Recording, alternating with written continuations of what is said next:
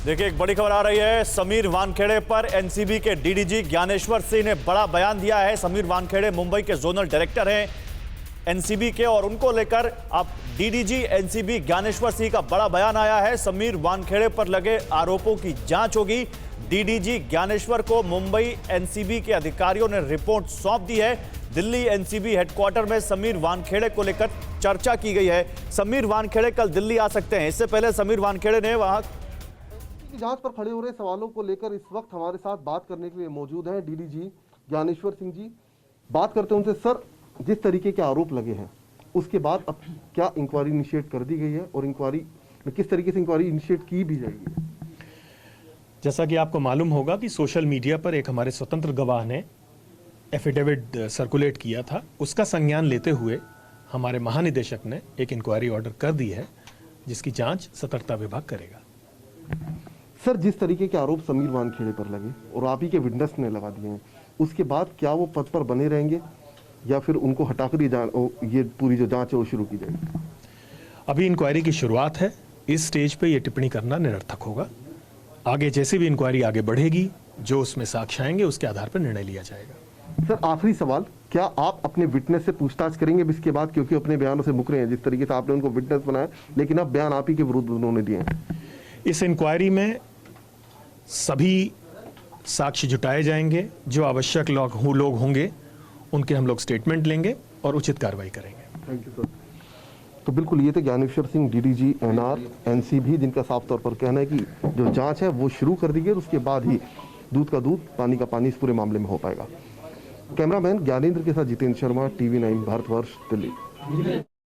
तो देखिए, समीर वानखेड़े को लेकर अब एक बड़ा यहां मंथन हुआ है। दिल्ली एनसीबी हेडक्वार्टर में चर्चा हुई है और समीर वानखेड़े पर, क्योंकि आर्यन ड्रग्स मामले में, क्रूज ड्रग्स मामले में गवाह ने ही बड़े आरोप लगा दिए हैं, तो समीर वानखेड़े कल दिल्ली आ सकते हैं। और रवि, समीर वानखेड़े को लेकर अब ये और बड़ी सियासत जो वहां महाराष्ट्र में चल रही है, उसमें एक बड़ा एंगल। निश्चित तौर पर पहले से ही वानखेड़े एनसीपी के नेताओं के निशाने पर थे, और देखिए अब चूंकि ये बड़ा अपडेट है, बड़ी खबर है, बड़ा डेवलपमेंट है इस पूरे मामले में, तो इस पर और सियासत गर्मा सकती है। लेकिन फिलहाल जो हम बड़ी खबर वो बता रहे हैं आपको कि एनसीबी हेडक्वार्टर में वानखेड़े को लेकर चर्चा हुई। उन पर जो इंडिपेंडेंट विटनेस था उसकी तरफ से जो हलफनामा, जो एफिडेविट दिया गया, उसको लेकर चर्चा की गई है। और यह भी जानकारी अब मिल रही है, जो हम आपको ब्रेकिंग न्यूज बता रहे हैं, कि इस पर एक इंटरनल इंक्वायरी सीवीसी की शुरू कर दी गई, उसका आदेश दे दिया गया है। जितेंद्र शर्मा हमारे साथ इस वक्त फोनलाइन पर मौजूद है, हमारे सहयोगी। जितेंद्र, इसका मतलब क्या निकलता है? अगर किसी जांच की इंक्वायरी दे दी गई है, सीवीसी उसको जांच के दायरे में ले चुका है, तो इसका मतलब क्या है? क्या समीर वानखेड़े के लिए समस्या है ये? जी बिल्कुल, देखिए, ज्ञानेश्वर सिंह जो कि डीडीजी हैं एनसीबी में और बाकायदा उनको चीफ विजिलेंस ऑफिसर भी हैं एनसीबी के, उन्हीं को जांच दी गई है।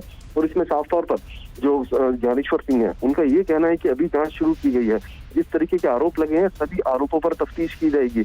इसके अलावा नवाब मलिक जिस तरीके से लगातार हमलावर हो रहे हैं एनसीबी के ऊपर, जिस तरीके के आरोप वो लगातार लगाते आ रहे हैं, उनका कहना है कि एक जो निष्पक्ष जांच एजेंसी एनसीबी, और वो अपने तरीके से काम कर रही है। लेकिन जो आरोप नवाब मलिक की तरफ से लगाए गए हैं, हालांकि उन आरोपों के ऊपर खुले रूप से तो नहीं बोले, लेकिन उनका कहना था कि अभी मामले की तफ्तीश चल रही है और समीर वानखेड़े जितेंद्र, एक चीज ये बताइए, आज ही समीर वानखेड़े ने हलफनामा दिया है। समीर वानखेड़े इस पूरे मामले की जांच कर रहे हैं, अब उन पर इंटरनल जांच भी की बात कही जा रही है, तो क्या समीर वानखेड़ा भी इस केस से जुड़े रहेंगे या उनको वो अलग किए जाएंगे इस केस से?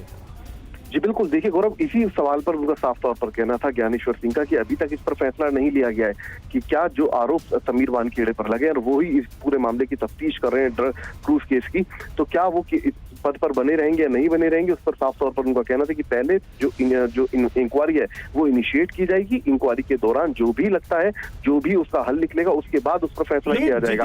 लेकिन महाराष्ट्र में, खासकर बॉलीवुड में जिस तरीके से नशे का धंधा चल रहा है और जिससे नेटवर्क खड़ा हुआ है, वानखेड़े शुरू से ही इसको लेकर जांच करते रहे हैं। अब उन पर व्यक्तिगत हमले भी हो रहे हैं, अब आरोप भी लग गए, जांच के आदेश भी दे दिए गए।